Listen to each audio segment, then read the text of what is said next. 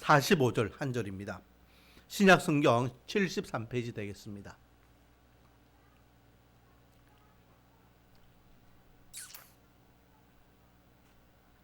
마가복음 10장 45절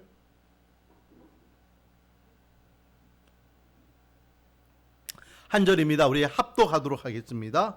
10장 45절입니다. 시작. 인자가 온 것은 섬김을 받으려 함이 아니라 도리어 섬기려 하고 자기 목숨을 많은 사람의 대속물로 주려 함이니라. 아멘. 할렐루야. 자, 우리는 지난주와 오늘 이틀에 이어서 예수 그리스도가 누구이신지에 대해서 말씀을 나누고 있습니다. 오늘은요 13강 151페이지 되겠습니다. 이제 교재가 제법 두꺼워졌습니다. 이제 들고 다니기에 무거울 만큼 두꺼워졌네요. 예수 그리스도의 사역에 대해서 오늘 나누겠습니다. 지난주는 예수 그리스도의 본성과 속성이라고도 하죠. 그리고 이름이 갖고 있는 의미가 어떤 의미가 있느냐, 거기에 대해서 우리가 말씀 나눴으면 그 예수님께서 어떤 사역 하셨느냐, 예수님의 사역에 대해서 생각해 보겠습니다.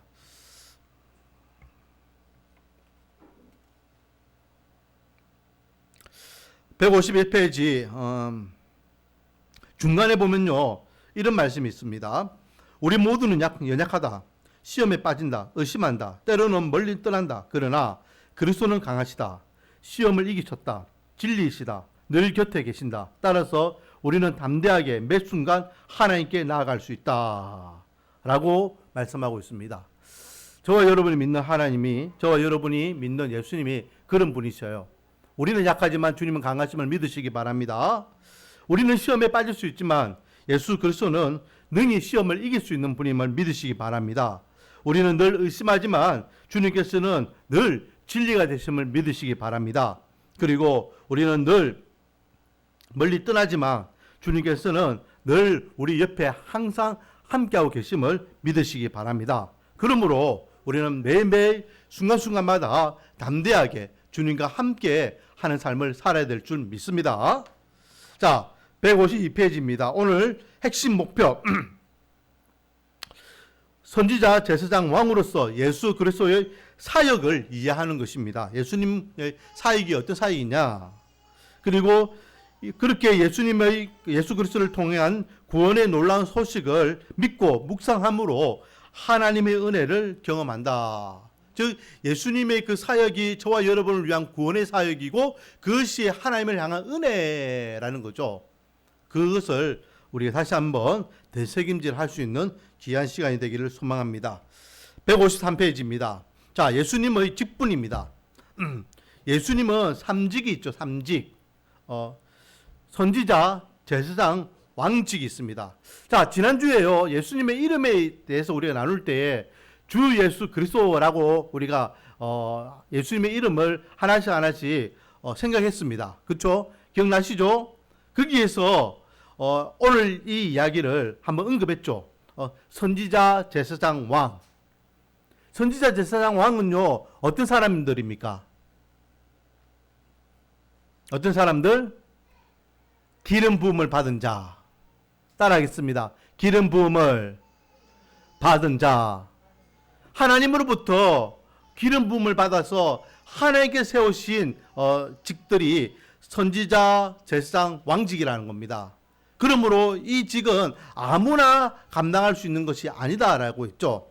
그래서 기름 부음 받은 자라는 의미를 가지고 구약시대에는 메시아, 신약시대에는 그리스도라는 것입니다. 그래서 예수님이 그리스도라는 것은 기름 부음을 받은 자이고 예수님은 선지자와 제사장과 왕의 직분을 맡고 계신다라는 것입니다. 이해하셨죠? 자, 그러면 하나씩 보겠습니다. 선지자로서의 직무. 선지자는 무엇이냐? 선지자는요 한마디로 이야기하면 뭡니까? 선지자는 한마디로 이야기하면 대리인입니다. 대리인 또는 대언자. 누구의 대리인입니까? 하나님의 대리인이죠. 그래서 하나님께서 선지자들을 통하여서 이스라엘 백성들에게 말씀하셨잖아요. 그렇기 때문에 어떻게 보면 그 말씀을 전하는 자의 입장에 있기 때문에 대언자라고도 이야기할 수 있고, 그 역할을 하기 때문에 대리자라고도 이야기하는 겁니다. 똑같은 의미예요. 대리자와 대언자는. 자, 그러면 예수 그리스도께서 선지자라는 증거가 어디 있느냐? 자, 1번 예수 그리스도의 선지자 되심은 구약과 신약이 동일하게 증거하고 있다. 신명기 18장 18절, 사도행전 3장 20절에서 23절 그렇게 나와 있다라는 것이죠. 자, 여기 보면요, 옆에 보면 성경 구절이 있죠. 성경 구절을 보면 신명기 18장 18절을 보면 내가 그들의 형제 중에서 너와 같은 선지자 하나를 그들을 위하여 일으키고 내 말을 그 입에 두리니 내가 그에게 명령하는 것을 그가 무리에게 다 말하리라. 네 형제 중에서 선지자 하나를 세운다 할 때 이 선지자는 누구를 이야기하느냐? 바로 예수님을 이야기한다라는 것이죠. 그리고 그 선지자 대신 예수님께서, 하나님께서 그 입에 하나님의 말씀을 두어서 그 말씀을 전하게 하시겠다라고 예언하고 계십니다. 사도행전 3장 20절에서 23절까지 말씀 바로 밑에 있죠. 또 주께서 너희를 위하여 예정하신 그리스도 곧 예수를 보내시리니 하나님이 영원 전부터 거룩한 선지자들의 입을 통하여 말씀하신 바 만물을 회복하실 때까지는 하늘이 마땅히 그를 받아 두리라. 모세가 말하되 주 하나님이 너희를 위하여 너희 형제 가운데 나 같은 선지자 하나를 세울 것이니 너희가 무엇이든지 그의 모든 말을 들을 것이라. 누구든지 그 선지자의 말을 듣지 아니하는 자는 백성 중에서 멸망받으리라 하였고. 자, 여기에서요, 지금 예수 그리스도께서 하나님께서 태초 전부터 세우신 선지자라는 것을 이야기하면서 조금 전에 읽었던 신명기 18장 18절 말씀을 인용하고 있어요. 그렇기 때문에 신명기 18장 18절 말씀은 예수님에 대한 예언의 말씀이다 라는 것을 알 수 있죠. 그래서 신명기 18장 18절 말씀과 사도행전 3장 20절에서 23절 말씀은 연결되어 있다라는 것입니다. 이해하셨죠? 자, 2번 예수님 자신이 선지자임을 증거하고 있다. 밑에 보면 누가복음 13장 33절 그러나 오늘과 내일과 모레는 내가 갈 길을 가야 하리니 선지자가 예루살렘 밖에서는 죽는 법이 없느니라. 선지자는 어디에서 죽는다? 예루살렘 안에서 죽는다. 예루살렘 안에서 죽는 선지자 누구를 이야기합니까? 바로 예수님을 이야기하죠. 예수님께서 예루살렘에서 종교 심판을 받으시고 골고다 언덕에서 십자가로 처형당하시잖아요. 그렇기 때문에 예수님이 자기를 향하여서 선지자라고 이렇게 말씀하셨습니다. 자, 그리고 세 번째, 이스라엘 백성들이 예수 그리스도의 선지자임을 증거하고 있다. 마태복음 21장 11절 밑에 있죠. 무리가 이르되 갈릴리 나사렛에서 나온 선지자 예수라 하니라 라고 하면서 예수님을 향하여 뭐라 칭합니까? 나사렛에서 나온 선지자 예수라고 이야기합니다. 선지자. 예수님은요, 선지자라고 사람들이 생각했습니다. 예수님은 지금도 유대인들은 선지자 중에 한 명이라고 생각해요. 하나님께서 보낸 자. 우리는 메시아라고 생각하지만 유대인들은 예수님을 선지자라고 그렇게 생각했다라는 거죠. 밑에 6장 요한복음 6장 14절 말씀. 그 사람들이 예수께서 행하신 이 표적을 보고 말하되 이는 참으로 세상에 오실 그 선지자라 하더라. 세상에 오실 그 선지자, 하나님께서 보내시겠다라고 한 그 선지자, 사람들이 예수님을 향하여 선지자라고 고백하고 있는 대목입니다. 자, 그러면 왜 예수님은 선지자로서의 사명이 필요했던가? 선지자로서 예수 그리스도의 필요성에 대해서 생각해 보면 첫 번째, 죄를 깨닫게 해준다. 선지자들이 했던 사역 중에 한 가지 뭡니까? 선지자들이 했던 사역 중에 한 가지, 예레미야나 느헤미야나 학개나 이번 주부터 학개에 들어가는데 학개나 이런 선지자들이 했던 것 중에 한 가지는 뭐냐면 죄에 대해서 회개하라는 거예요. 회개. 이스라엘 백성들의 죄에 대해서 계속해서 깨닫게 해주는 게 선지자들의 역할이었죠. 마찬가지입니다. 예수님을 통해서 우리는 뭘 깨달아야 됩니까? 우리가 죄인임을 깨닫게 되는 것이에요. 예수님을 통하지 않으면 세상 사람들 안 만나보세요. 당신이 죄인입니다 하면요, 자기들이 죄인이라고 인정 안 합니다. 자기가 정말로 예수님의 죄인인 것을 깨달을 수 있는 유일한 근거는 예수 그리스도의 보혈의 은혜에 입각해서입니다. 자, 154페이지. 말씀을 분명하게 깨닫게 해줌. 선지자들의 역할이 뭐랬죠? 선지자들의 역할은요, 하나님의 말씀을 대언하는 거죠. 그래서 하나님의 말씀, 하나님의 뜻이 무엇인지를 깨닫는 것이 선지자들이 하는 그 역할이었습니다. 예수님도 마찬가지죠. 예수님도 이 땅에 오셔가지고 누구의 뜻을 깨닫게 되는 겁니까? 하나님의 뜻이 무엇인지를 깨닫게 하는 거죠. 하나님의 뜻은 뭐죠? 하나님께서 우리 인간을 얼마나 사랑하시는지, 하나님께서 우리 인간을 위하여 구원의 은혜가 무엇인지, 거기에 대해서 예수님을 통해서 깨닫게 된다라는 것입니다. 구약의 수많은 말씀들이 예수님을 향한 말씀이었고, 신약의 복음들이 다 예수님을 향한 말씀인데, 결국은 그 예수님을 통하여 하나님의 사랑을, 예수 그리스도의 십자가의 은혜를 깨닫게 될 수 있다라는 거죠. 그런 의미에서 예수님은 선지자로서의 역할을 감당하셨다라는 겁니다. 2번, 제사장으로서의 직무. 제사장이 뭡니까? 제사장은요, 속죄입니다. 속죄. 하나님과 인간 사이에, 이스라엘 백성들 사이에서 그 속죄 중보 역할을 하는 직책이 제사장이었습니다. 제사장을 중간에 끼지 않고는 이스라엘 백성들이 하나님께 나아갈 수 있는 방법이 없었습니다. 우리가 레위기나 요즘 또 신명기 말씀도 묵상하고 있지만은, 이스라엘 백성들이 제사장을 중간에 두지 않고 하나님을 바로 대면하게 되면 어떻게 됩니까? 그 죄로 인하여 즉각적인 죽음을 맞이하게 되죠. 제사장 없이, 제사의 은혜, 정결한 은혜가 없이는 이스라엘 백성들, 죄인된 인간은 하나님을 만날 수 없습니다. 그게 제사장의 역할이었고, 이와 같이 예수 그리스도를 통하지 않고는 누구든지 죄인된 인간이 하나님께로 갈 수 없다라는 거죠. 그렇기 때문에 이 땅에 하나님과 우리 인간을 연결해 줄 수 있는 중보자는 누구밖에 없다? 예수님밖에 없다. 그러므로 예수님을 향해서만 중보자라고 하지, 그 외에 중보자라고 표현하면 된다, 안 된다? 안 된다. 그런 의미에서 우리가 중보기도한다, 누구를 위해서 중보기도하겠습니다. 이 말은 맞는 말이다, 틀린 말이다? 틀린 말이다. 왜요? 중보라는 이 단어는 누구에게만 적용되는 말씀이기 때문에, 예수님께만 적용되는 말씀이기 때문에, 그렇다면 우리가 어떤 아무개를 위하여 대신 기도해 주는 것을 중보기도가 아니면 무슨 기도라 했습니까? 도고기도를 했습니다. 도고기도. 도고기도는 성경에 있는 기도입니다. 중보기도는요, 여러분 아무리 찾아보세요, 중보기도라는 기도는 성경에 없는 거예요. 도고기도는 디모데에 분명히 기록되어 있습니다. 그래서 우리 교회는 중보기도라고 안 하고 도고기도라고 하면 됐죠. 자, 그러면 2번, 제사장의 역할과 성격은 무엇이냐? 제사장의 역할. 제사장은 본래 두 가지 중요한 일을 하는 중보자이다. 첫째는 화목 제물을 드리며, 둘째는 하나님과 사람 사이 중재 역할을 한다. 제가 금방 설명드렸죠. 그리고 제사장의 성격.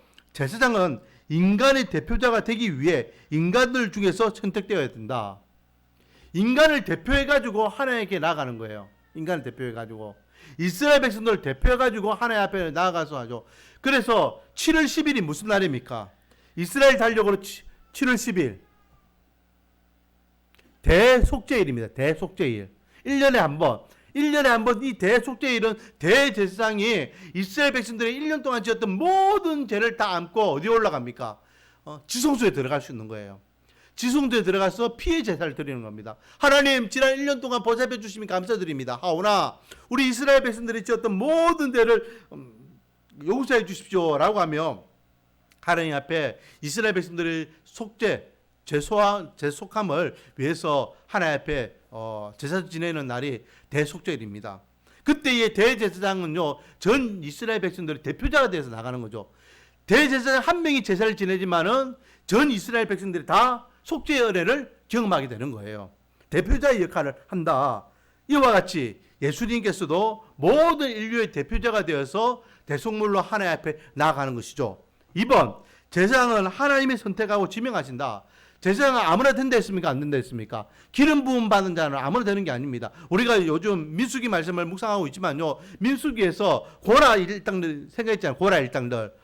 몇 주 전에 우리가 설명했죠. 고라 일당들. 고라 일당들이 누굽니까? 레위 사람들이에요. 레위 사람들이, 나도 레위 사람이고 너도 레위 사람이다. 모세와 아론을 향해서 너희들도 하나님의 일을 하고 우리도 하나님의 일을 한다. 그런데 하나님이 너희들만 택했느냐? 우리는 안 택했느냐? 라고 하면서 반기를 들었습니다. 그런데 하나님께서는 누구를 택하셨다? 아론을 택하셨고 아론의 자녀들을 택하셨다. 아무나 제사장 되는 게 아니에요. 하나님께서 선택하셨고 하나님께서 지명한 자만 제사장의 직분을 감당하는 것이죠. 아무나 구원자가 될 수 있는 게 아닙니다.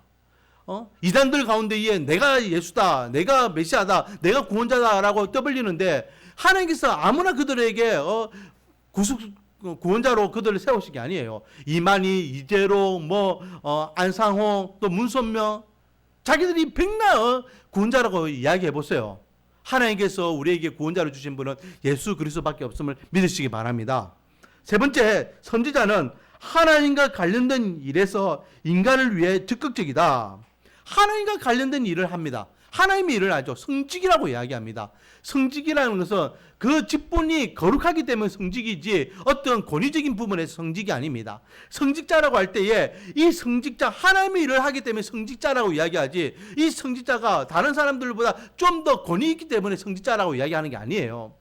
하나님의 일을 하는 것, 하나님의 일을 하는 데에 더욱더 적극적으로 인간을 위해서 행하고 있다. 왜? 인간의 대속을 위하여 하나님 앞에 나아가는 역할이기 때문에. 자, 4번. 제사장은 속죄를 위해 예물과 제사를 드려야 한다. 제사장은요, 자기가 하나님 앞에 제사를 지내는 입장이기 때문에 자기가 먼저 하나님 앞에 정결해야 돼요. 자기를 먼저 하나님께 드리는 입장이죠. 그런 입장에서 예수 그리스도도 자기 스스로가 하나님 앞에 화목 제물이 되시고 대속의 제물이 되셔서 하나님 앞에 그렇게 희생 제물로 드리셨잖아요. 자, 3번. 예수 그리스도가 대제사장이신 증거는 무엇이냐? 그렇다면 주 예수 그리스도께서 하나님이 지명하신 대제사장이라는 증거는 무엇이냐? 마태복음 10장 45절. 인자가 온 것은 섬김을 받으려 함이 아니라 도리어 섬기려 하고 자기의 목숨을 많은 사람의 대속물로 주려 함이니라 라고 하면서 예수 그리스도께서 이 땅에 오신 이유는 뭐라고요? 많은 사람들, 이 땅의 많은 사람들을 위하여 대속물로 죽으시기 위해서 이 땅에 오셨다. 아까 전에 언급했던 속죄일이 그 대속의 제물, 그와 같은 역할을 하기 위해서 오셨다. 그러므로 예수님은 대제사장이시다. 로마서 3장 23절에서 26절. 많은 사람이 죄를 범하였음에 하나님의 영광이 이르지 못하더니 그리스도 예수 안에 있는 속량으로 말미암아 하나님의 은혜로 값없이 어렵다 하심을 얻은 자 되었느니라. 이 예수를 하나님이 그의 피로써 믿음으로 말미암아 화목 제물로 세우셨으니 이는 하나님께서 길이 참으시는 중에 전에 지은 죄를 관가하심으로 자기의 의로우심을 나타내려 하심이니 곧 이때에 자기의 의로우심을 나타내사 자기도 의로우시며 또한 예수 그리스도 예수 믿는 자를 의롭다 하려 하심이다 라고 하면서 많은 사람들의 대속을 위하여 예수님께서 화목제물로 오셨다. 전에 지었던 죄가 뭡니까? 전에 지었던 죄는 아담과 하와가 지었던 그 원죄를 이야기합니다. 그 원죄를 뭐 하신다? 관가하신다. 무시하신다는 거예요. 무엇을 통하여? 예수 그리스도의 보혈의 피를 통하여, 화목제물 대신 예수님을 통하여 전에 지었던 인간의 근본적인 원죄를 하나님께서 무시하시고 하나님께서는 하나님을 믿는 하나님의 백성들을 어떻게 하신다? 의롭다고 인정하신다 라는 말씀이 로마서 3장 23절에서 26절까지 말씀이에요. 고린도전서 5장 7절 말씀. 너희는 누룩 없는 자인데 새 덩어리가 되기 위하여 묵은 누룩을 내버리라. 우리의 유월절 곧 그리스도께서 희생되셨느니라. 요한복음 1장 29절 말씀. 이튿날 요한이 예수께서 자기에게 나오심을 보고 이르되 보라 세상 죄를 지고 가는 하나님의 어린 양이로다. 요한 1서 2장 2절 말씀. 그는 우리 죄를 위한 화목 제물이니 우리만 위할 뿐 아니야 온 세상의 죄를 위하심이라. 베드로전서 1장 19절 2장 24절 3장 18절 말씀. 오직 흠없고 점없는 어린 양 같은 그리스도의 보배로운 피로 된 것이니라 라고 하면서 신약성경에서 여러 군데 예수 그리스도께서 우리 인류를 위하여 십자가에서 돌아가신 예수 그리스도, 그 화목 제물, 대제사장, 희생의 제물, 속죄의 은혜, 이기에 대해서 지금 말씀하고 계십니다.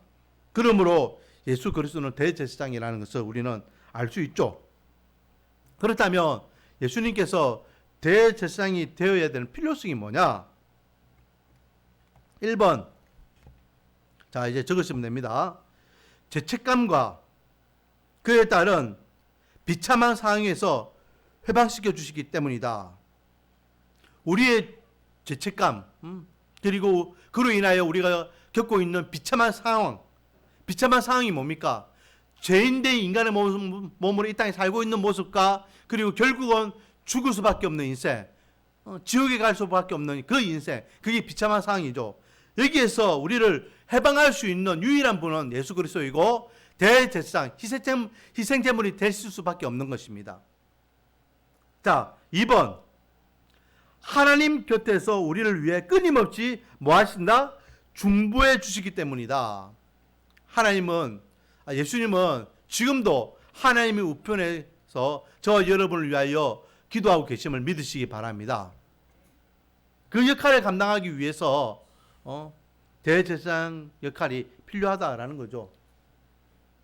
이거 왜 안 나옵니까? 이거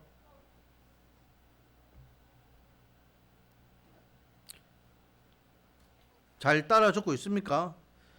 죄책감, 비참한 상황, 그리고 중보. 자, 156페이지입니다. 왕으로서의 직무. 왕이란 그리스도는 성부 하나님으로부터 모든 권세를 받아 교회와 온 우주를 다스리고 통치하는 왕이시다. 예수 그리스도가 왕이 되셔서 행사하시는 왕권은 중보자로서 부여받은 왕권이며, 이 왕권은 교회에 대한 영적 왕권과 우주적 왕권으로 구별된다라고 하며 하나님께 위임받았다는 거예요. 무엇을? 이 세상을 통치할 통치권을, 이 세상을 통치할 통치권과 그리고 교회를 통치할 통치권을 위임받았기 때문에 예수님께서는 왕직을 수행하시는 분이시다라는 거죠. 그렇다면 예수님의 그 왕으로서의 역할, 영적 왕권과 우주적 왕권은 무엇이 있느냐? 영적 왕권, 그리스도의 영적 왕권은 은혜의 왕국, 곧 그의 백성과 교회에 대한 그의 왕적 통치를 의미한다. 왕이신 나의 하나님이라고 고백하잖아요. 하나님을 향하여 우리가 왕이라고 고백하잖아요. 그때의 왕, 그 말은 우리의 주권이 누구에게 있다는 겁니까? 하나님의 백성들의 주권은 하나님께 있다는 것입니다. 여러분, 제가 저번에 한번 언급했죠. 오늘날은요, 백성이라는 단어를 안 씁니다. 뭐라 씁니까? 군민이라는 단어 쓰죠. 군민. 군민이라는 뜻은 뭡니까? 의미는 뭡니까? 그 나라의 주체가 군민이라는 거예요. 우리가 이 나라의 주인이잖아요. 대통령이 주인이 아니잖아요. 국회의원들이 주인이 아니잖아요. 국민이 주인이에요. 그런데 백성은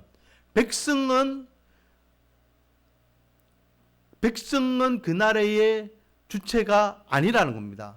그 나라의 주체는 백성이 아니라 누가 된다는 거죠? 통치권자인 왕이 된다는 거예요. 그래서 백성이라는 단어와 국민이라는 단어는요, 완전 다릅니다. 그런데 요즘도 사람들 보면요, 국민이라는 단어와 백성이라는 단어를 그냥 혼합해가 막 쓰는 경향이 있어요. 의미가 완전 달라요. 주권이 어디 있느냐? 나한테 주권이 있느냐? 왕한테 주권이 있느냐? 내 목숨이 누구에게 있느냐? 내 삶의 주관자가 누구냐? 국민과 백성은요, 통치권이 어디 있는지 완전히 의미가 달라집니다. 오늘날은 국민이라는 단어를 쓰지만 성경에서는 저와 여러분을 향하여 하나님의 백성이라고 이야기하고 있고, 그 말은 하나님이, 그리고 예수 그리스도가 우리의 왕으로서 우리의 주권은 그분에게 있다라는 고백임을 여러분들은 기억해야 됩니다.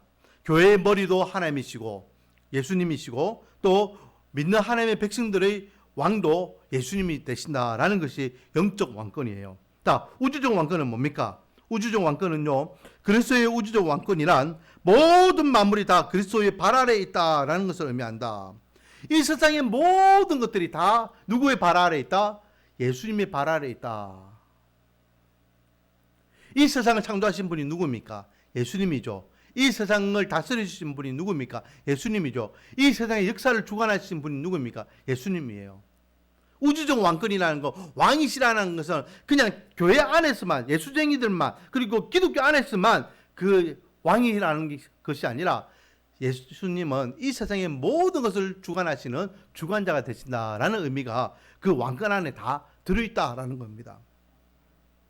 3번, 만왕의 왕으로서 그리스도의 필요성. 그렇다면 이 땅의 주관자가 되시는 예수님의 왕으로서 왜 필요한가? 1. 하나님을 향해 나갈 능력이 전혀 없는 인간들이 무기력한 상태에서 벗어날 수 있기 때문이다. 우리 인간은요, 하나님께 나갈 수 있는 방법이 있습니까? 없습니까? 없어요.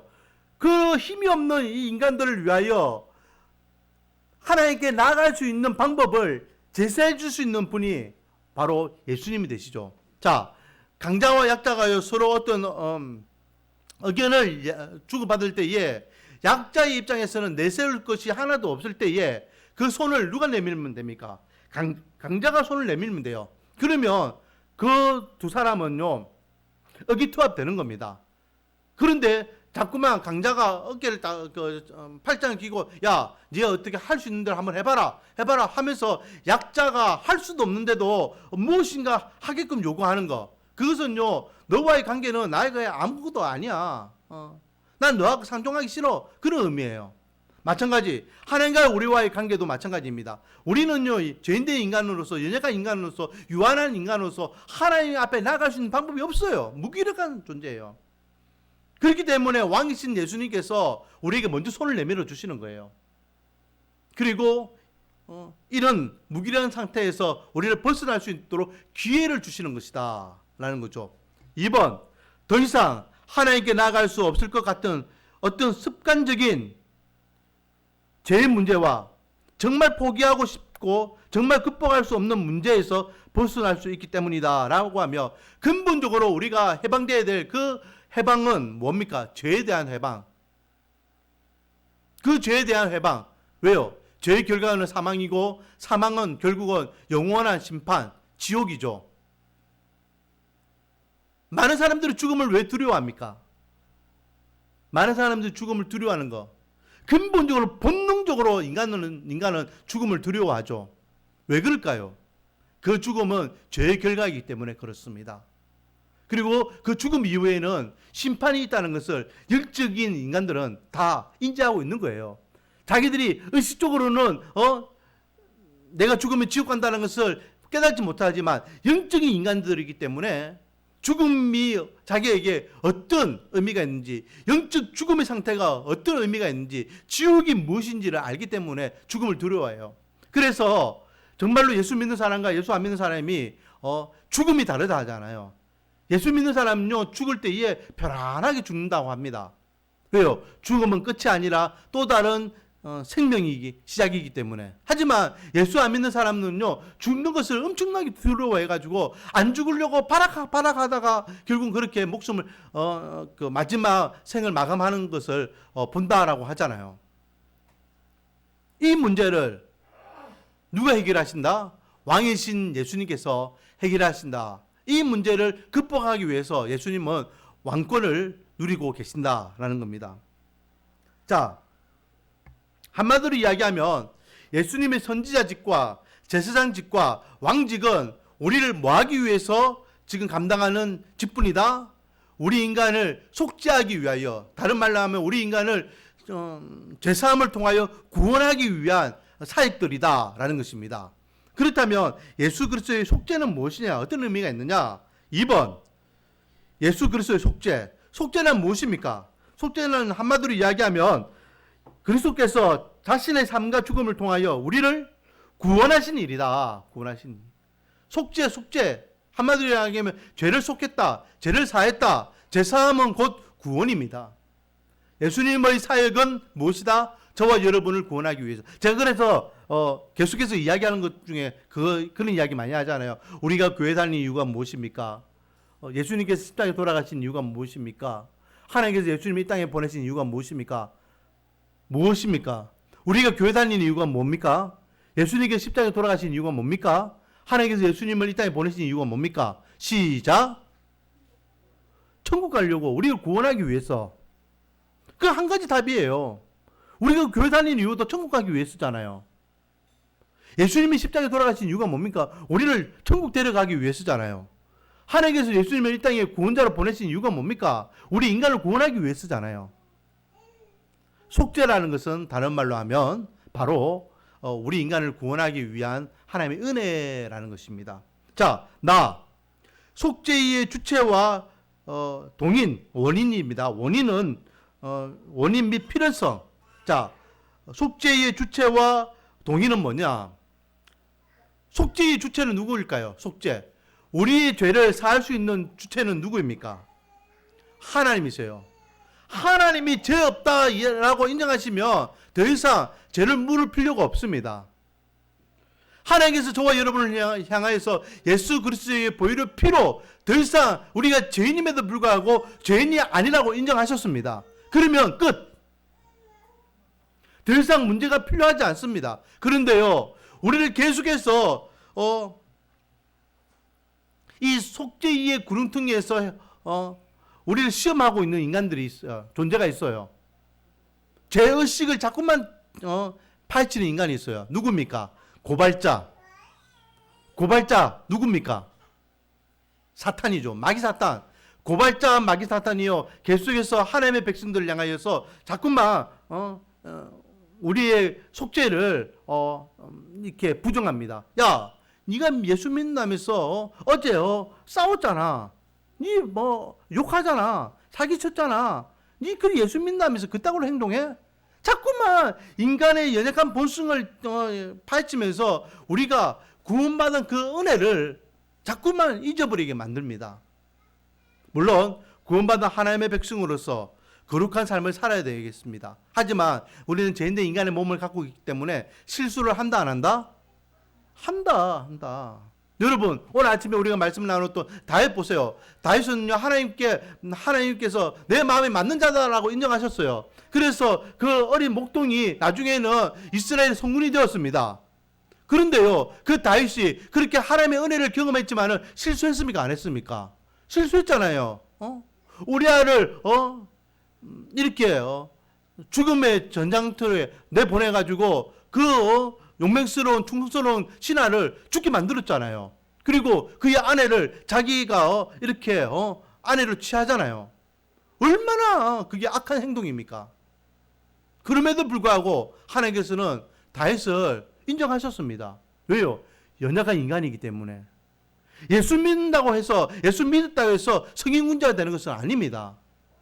이 자리에 있는 저와 여러분 다 죄인된 인간이에요. 그래서 언제든지 실수할 수 있고 실패자의 삶을 살아갈 수 있습니다. 그러나 그것을요, 우리가 극복할 수 있는 것은 대속의 은혜가 있기 때문에 그래요.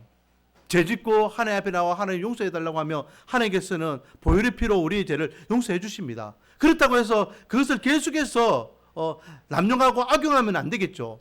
노력하는 겁니다. 노력하는 거예요. 계속해서 우리가 하나님의 백성으로서 거룩한 삶을 살아가며 하나님 앞에 세상 앞에 부끄럽지 않은 삶을 살아가도 노력하는 거예요. 그러다가 실수할 때에 하나님 용서해 주세요. 내가 본의 아니게 실수로 고의적으로 행하는 죄는요, 하나님을 모욕하고 모독하는 것이죠.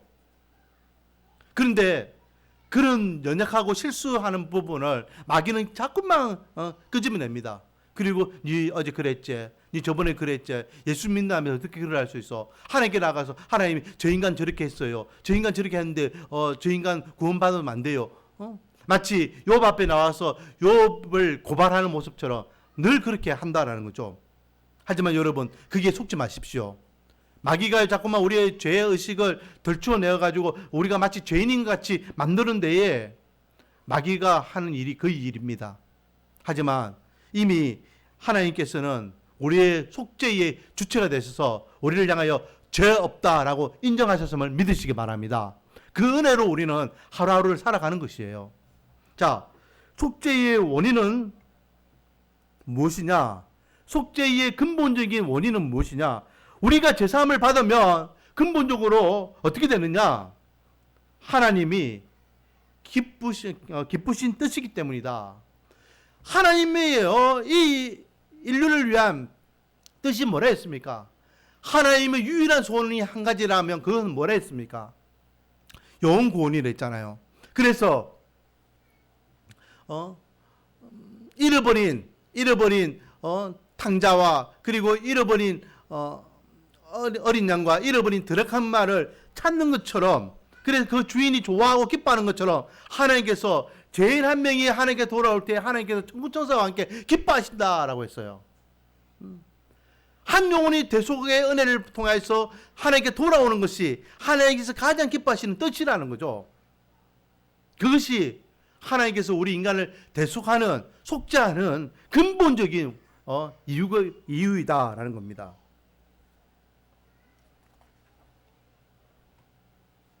자, 속죄의 필요성. 속죄의 필요성은 하나님 자신의 성품인 사랑과 공의에 근거한다. 1차적으로는요, 하나님이 우리를 사랑하셔야 되죠. 사랑에는 여러 가지 종류가 있습니다. 그 중에서 여기에서 이야기하는 사랑은요, 긍휼이죠, 긍휼. 긍휼이 뭡니까? 오늘 아침에도 내가 이야기했는데, 긍휼. 그렇죠. 우리를 불쌍히 여기는 마음이에요. 우리를 불쌍히 여기니까 이 죄인된 인간이 지옥에 가는 것을 너무 불쌍하고 안타깝잖아요. 그 긍휼히 여기는 사랑의 마음을 가지고 우리 인간을 구원하고자 계획하십니다. 그리고 가장 정확하게 공의롭게 정의롭게 우리를 구원하시는 것이 바로 속죄의 필연성이에요. 하나님의 사랑과 공의가 없이는 우리 인간은 구원의 은혜를 누릴 수 없다라는 거죠. 자, 하나님의 공의 1번, 인간의 죄를 묵과하시거나 용납하실 수 없으시므로 죄에 대한 처벌이 필요하다. 그냥 무턱대고 하나님이 인간을 구원하면 안 되겠죠. 인간의 그 죄값은 반드시 치러야 됩니다. 그런데 인간 스스로는 그 죄값을 치를 방법이 없기 때문에 대신 누군가가 치러줘야 되는데 그 대신 치러준 분이 누구시다? 바로 예수님이 되신다. 이게 공의예요. 우리가 법정에서요, 분명히 저 인간 죄를 지었는데 판사가 죄 없다라고 무죄 선언해버리면 많은 국민들이 이해 안 되겠죠. 마찬가지입니다. 그거는 공의로운 심판이 아니에요. 재판이 아니에요. 우리 인간이 분명히 죄를 지었으면 죄값을 치러야 되는 게 맞아요. 그런데 누군가 대신 우리의 죄값을 치러주면 더 이상 아무 말도 안 하는 거예요. 2번, 율법이 요구하는 죄의 삭은 사망이었다. 3번, 하나님의 사랑은 무조건적이어서 인간이 어떠한 죽을 죄를 범하였다 해도 그가 진심으로 회개하면 그를 용서하신다. 4번, 따라서 하나님은 당신의 공의와 사랑을 충족시킬 수 있는 지혜로운 한 방편을 택하셨는데 그것이 바로 누구다? 예수 그리스도를 통한 속죄이다. 이게 속죄의 필연성입니다. 자, 다 속죄의 본질.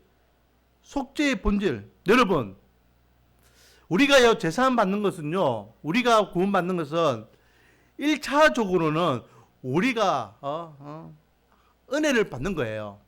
구원받는 거니까. 그렇죠? 지옥에 갈 인간들이 천국에 가는 게 얼마나 귀한 은혜입니까? 그런데 근본적으로 이 속죄는요, 누구를 위해서냐? 따라하겠습니다. 하나님을 위해서다. 하나님을 만족하기 위해서요. 하나님께서 만족하기. 볼까요? 1번, 그리스도의 속죄는 하나님께 무엇을 드렸다? 만족을 드렸다. 만족을. 이때의 만족은요, 또 설명하겠지만은 예수님께서 십자가에 돌아가실 때, 저와 여러분을 위해 대속의 제물로 십자가에 돌아가실 때 맨 마지막에 하셨던 말씀이 무슨 말씀이라 했죠? 다 이루었다는 거예요. 다 이루었다. 이것은 뭘 다 이루었다는 겁니까? 뭘 다 이루었다는 거죠? 다 이루었다는 이 말은 창세기 3장 15절 말씀을 다 이루었다는 말씀을 했잖아요. 그 창세기 3장 15절 말씀이 뭡니까? 우리 인류를 위한 하나님의 구원의 계획, 여자의 후손을 통하여, 즉 예수 그리스도를 통하여 우리 인간을 구원하기 위한 하나님의 계획, 그것을 예수 그리스도의 대속의 은혜로 다 이루었다는 겁니다. 그러므로 여기서 만족이라는 것은요, 하나님께서 우리 인간을 구원한 구원 계획이 완전히 이루어졌기 때문에 뭐 하신다? 만족하신다. 봐라, 내 계획대로 다 됐구나. 만족이라는 거죠. 거기에 대한 의미에서의 만족. 그리고 인간의 대속의 은혜를 통하여서 죽을 인간을 구원해 준 이것이 하나님께서 우리 인간을 위하여서 우리 인간이 다시 하나님의 자녀로 돌아오게 되는 원래 창조의 목적이 회복되는 은혜의 만족, 그런 의미가 이 만족이라는 단어 안에 다 들어있다는 거예요. 그런 의미에서 속죄 대속은요, 누구를 위해서다? 하나님을 위해서예요. 하나님. 우리 인간을 창조하신 근본적인 목적이 어디에 있다 있습니까? 누구를 위해서다? 하나님을 위해서. 하나님이 인간을 창조하신 목적은 하나님을 위해서예요. 하나님이 인간들을 위해서 욕망받기 위해서. 우리 인간을 위해서 하나님께서 인간을 창조하신 게 아니에요. 그런데 인간이라는 존재가 있기 때문에 인간이 비로소 하나님을 경외하고 영광 돌릴 때 하나님의 영광을 받으시는 거예요. 혼자 계시는데 무슨 영광을 받겠어요? 영광 받기 위해서 인간을 만드셨던 것 같이 하나님께서는 만족하기 위해서 인간을 속죄하셨다. 이해하셨죠? 자, 1번 속죄의 객관적인 측면. 인간의 반역으로 언약관계가 파괴되므로, 언약관계가 파괴됐다는 것은 창세기 3장을 이야기하는 겁니다. 정령 죽으리라는 그 말씀, 선하게 알게 하는 말씀, 하나님의 말씀, 그 말씀을 어긴 그 행동을 이야기하는 것입니다. 피해를 입은 당사자는 하나님이시기 때문에 결국은요, 아담과 하와를 통하여서, 그 아담과 하와의 불순종을 통하여서 누가 피해를 입었다? 하나님 피해를 입었죠. 인간을 통하여 영광을 받아야 되는데 이 인간의 불신을 통하여 인간과의 관계가 끊어져 버렸어요. 더 이상 인간으로부터 하나님의 영광을 받는 대상이 안 되었어요. 오히려 하나님의 인간을 진노하고 징벌하는 관계로 변질되었어요. 그러니까 원천적으로 하나님께 피해자라는 거죠. 그리스도의 속죄는 1차적으로 하나님의 진노를 누그러뜨림으로써 그분의 마음을 인간에게로 돌이키게 되었다. 오, 아버지, 제가 대신 십자가에서 속죄할게요. 그러면서 아버지와 하나님의 마음이 누그러졌다라고 표현하는 겁니다. 2번, 속죄의 주관적인 측면. 그리스도의 속죄를 통해 인간과 화목하신 하나님은 자신과 원수되었던 죄인을 의롭다 하시며 성령을 통해 그의 마음속에서 역사하신다. 따라서 죄인은 하나님께 돌아와 그리스도의 완전한 속죄의 열매에 참여하게 된다. 그 속죄의 은혜를 통하여 죽은 인간이 하나님께 돌아와서 구원의 은혜를 누리며 원상회복, 하나님의 자녀로서의 삶을 누리게 된다라는 것이죠. 그렇기 때문에 우리 인간으로서도 하나님 앞에 구원의 은혜를 경험하기 때문에 우리도 은혜 받은 일이지만 하나님의 입장에서 하나님의 원천적인 창조의 계획과 구원의 계획이 다 이루어지기 때문에 만족하시는 것이다. 2번, 그리스도의 속죄는 대리적이다. 하나님은 예수 그리스도를 대리자로 세우셔서 죄인들이 받을 형벌을 대신 받게 하셨다. 대리인 또는 대표자라고 표현할 수 있겠죠. 인간을 전체를 대표해가지고. 3번, 그리스도의 속죄는 그리스도의 무엇을 통하여 이루어졌다? 순종을 통하여 이루어졌다. 그래서 한 사람의 불순종으로 이 땅에 죄가 들어왔고 한 사람의 순종으로 모든 인류가 뭐 받게 되었다? 구원받게 되었다.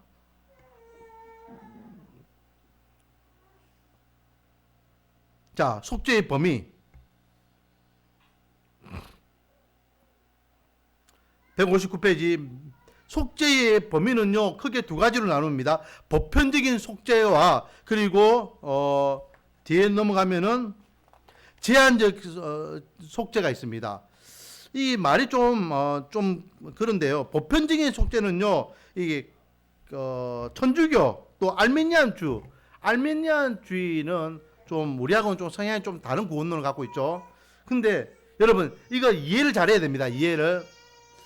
이 보편적인 그 구원이라는 것은요, 속죄라는 것은 예수님께서 십자가에 돌아가신 것은 누구를 위해서 십자가에 돌아가셨다? 전 인류를 위해서 십자가에 돌아가셨다. 전 인류를. 그래서 아담 이후에 지금까지 살아가고 있는 전 인류를 위해서 십자가에 돌아가셔서 전 인류의 죄를 속죄하기 위해서 돌아가셨다.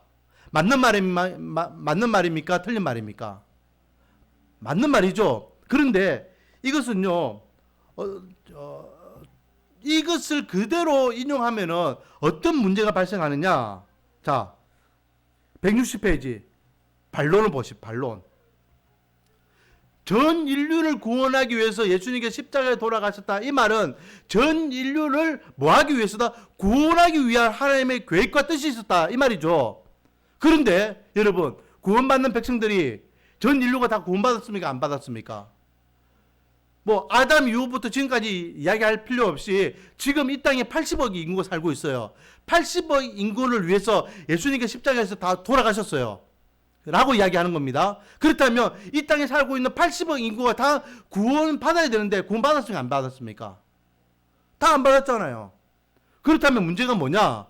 하나님께서 전 인류를 위하여 구원의 계획을 가지고 구원을 다 이뤘다라고 하면서 하나님은 만족하셨고 속죄의 은혜로 그렇게 죽으셨는데 왜 이 땅에 반도 아니라 반의 반도 아니라 극소수의 몇 명만 제가 생각하기에는요, 지금 우리가 한번 생각해 보세요.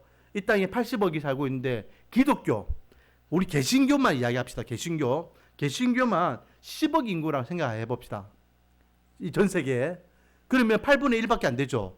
10억 인구가 다 진짜 구원받은 사람일까요? 교회만 왔다 갔다 하는 사람은 없을까요? 제가 한 10년 전에 이야기 들을 때에 우리나라에 우리 한국에만 제가 그 이야기했죠. 근본주의자라고 이야기했죠. 근본주의자.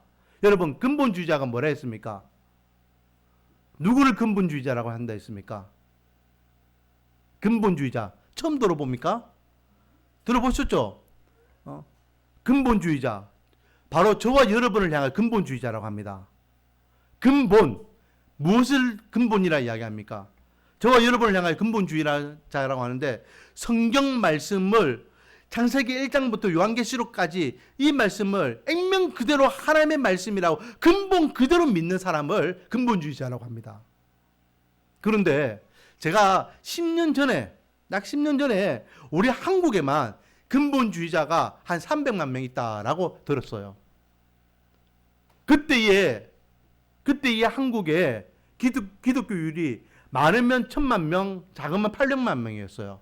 그러면 개신교 안에서도 우리나라 안에서만 개신교 안에서도 진짜 이 성경을 하나님의 말씀으로 100% 믿는 사람은 몇 프로밖에 안 된다? 3분의 1밖에 안 된다는 거예요.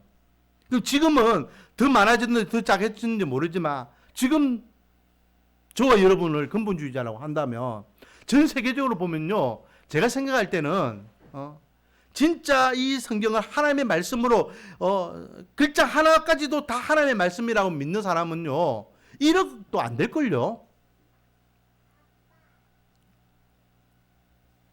니 진짜 이거 하나님의 말씀이라고 믿니? 유명한 일화가 있잖아요. 우리나라 목사님이 독일에 유학 가가지고 신학 공부를 하는데 교수님이 그래 했다잖아요. 이 성경 말씀이 100% 하나님의 말씀이라고 믿는 사람 손 들어보세요. 그러니까 목사님은 당당하게 어릴 적부터 그 배웠으니까 손 들었어요. 그런데 몇십 명이 그렇게 공부하는 거기에 손든 사람 유일하게 자기 한 명밖에 없었다라고 하잖아요. 그 교수님이 너무 어이가 없어가지고 다시 한번 질문한다 했잖아요. 에이, 한국에 온 당신은 진짜 이게 하나님의 말씀이라고 100% 다 믿어요? 교수님도 안 믿고 학생들도 안 믿고 근데 신학 공부하고 있는 게 지금 독일의 현실이라는 이야기를 들었잖아요. 여러분, 80억 인구를 위하여 하나님께서 예수님께서 속죄의 제물로 돌아가셨는데 왜 하나님께서는 극소수의 몇 명만 구원받은 하나님의 백성으로서 지금 믿음 신앙생활 하고 있느냐 말이죠. 그 말은 다른 말로 하면 하나님이 전 인류를 구원할 수 있는 힘이 있고 능력이 있는데 그렇게 못하시는 이유가 뭐냐 이 말이에요. 자, 반론이 거기에 대한 내용입니다. 이 주장은 하나님과 그리스도께 대하여 말할 수 없는 모독을 안겨준다. 하나님이 구원하시기로 작정하시고 그리스도께서 지적 구속을 이루신 사람들 중 많은 이들을 구원하실 수 없다는 것을 논리적으로 성립한다. 이 80억 인구를 하나님께서는 다 구원할 수 없다라는 거예요. 80억 인구를 다 속죄했는데 왜 속죄한 80억 인구가 다 구원받지 못했냐? 이 말이잖아요. 이 하나님이 구원하고자 하는 자를 실제로 구원할 수 없다는 진술은 교리적으로 잘못된 것이다. 그리스도께서 속죄하신 사람들이 실제로 구원받지 못한다면 그들에게 그리스도의 죽음은 무슨 의미가 있느냐? 이 전 인류가 다 속죄함을 받았는데 왜 구원받지 못하느냐? 그는 교리적으로 모순이다라는 말이죠. 자, 그렇다면 제한 속죄론, 이게 중요하죠. 이게 우리가 믿는 속죄론입니다. 예수님께서 우리를 위하여 십자가에 돌아가셨다라는 것은 우리가 여기에 포함되는 거예요. 자, 1번. 예수 그리스도의 속죄의 범위는 뭐다? 제한적이다. 제한적이다. 그리스도의 속죄의 효과가 모든 사람을 구원하기 위해 부족하다는 말은 아니다. 분명히 하나님은, 예수님은 전 인류를 구원할 수 있는 능력이 있고 십자가에는 그런 효력이 있음을 우리는 알고 있습니다. 예수 그리스도의 피는 모든 사람의 죄를 대속하기에 충분하다. 맞죠? 그러나 하나님이 그리스도를 이 땅에 보내신 것은 하나님이 택하신 백성만을 구원하시기 위한 것이라는 의미에서 그리스도의 속죄는 제한적이라는 말이다. 무슨 말입니까? 하나님은 택함 받은 백성들을 구원하기 원합니다. 택함 받은 백성. 자, 거기에 대한 말씀. 마태복음 옆에 보면은 마태복음 1장 21절 말씀. 아들을 낳으리니 이를 예수라 하라. 이는 그가 자기 백성을 그들의 죄에서 구원할 자이심이라. 자기 백성이라 이야기하고 있죠. 그러면은 자기 백성이 아닌 자가 있다라는 거예요. 맞죠? 이것은 택함 받은 사람이 있고 택함 받지 않은 사람이 있다는 겁니다. 제가 저번에 한번 언급했죠. 리브가가 임신했어요. 뱃속에 두 명이 있었죠. 에스가 있었고 야곱이 있었습니다. 그런데 하나님은요, 누구는 택하였고 누구는 버리셨어요. 그 몸속에 있는 어린아이가 뭐 행동했어요. 그런데 왜 뭘 잘못했다고 하나님께서는 에스를 미워하셔가지고 에스는 버리시고 야곱은 뭘 잘했다고 하나님께서 야곱을 사랑하시고 야곱을 구원하십니까? 하나님은 택한 자가 있다는 거예요. 그 택한 자를 위한 구원의 은혜가 십자가의 은혜라는 것입니다. 자, 요한복음 13장 1절 말씀. 유월절 전에 예수께서 자기가 세상을 떠나 아버지께로 돌아가실 때가 이른 줄 아시고 세상에 있는 자가 사람들을 사랑하시되 끝까지 사랑하시니라. 사도행전 18장 10절 말씀. 내가 너희와 함께 있으며 어떤 사람도 너를 대적하여 해롭게 할 자가 없을 것이니 이는 이 성중에 내 백성이 많음이라 하시더라. 라고 하면서 계속해서 예수님께서는요, 택하신 백성, 내 백성, 자기 백성이라는 표현을 쓰고 계셔요. 자, 2번. 성경이 그리스도의 제한 속죄를 말씀하고 있다. 성경에서 그렇게 말씀하고 있다는 거죠. 자, 마태복음 22장 14절입니다. 청함을 받은 자는 많되 택함을 입은 자는 적다. 여러분 보세요. 재밌는 것은요, 전도해보면 알아요. 전도해보면요, 내가 이 사람을 타겟으로 해가지고 막 이렇게 사형리나 글 없는 책이나 아니면 전도지를 갖고 막 설명해요. 그런데 이 사람은요, 아예 그 바늘도 이렇게 안 들어갈 만큼 딱 이렇게 철벽 쳐요. 근데 재밌는 것은 옆에 있던 사람이 엉뚱하게 반응을 해요. 그러면서 대답하고 말하고 그러면서 야, 내 다음 주부터 당신 믿는 교회 갈게. 어떤 사람은 내 오늘부터 예수 믿을게. 그렇게 이야기하는 것을 보게 된다는 거죠.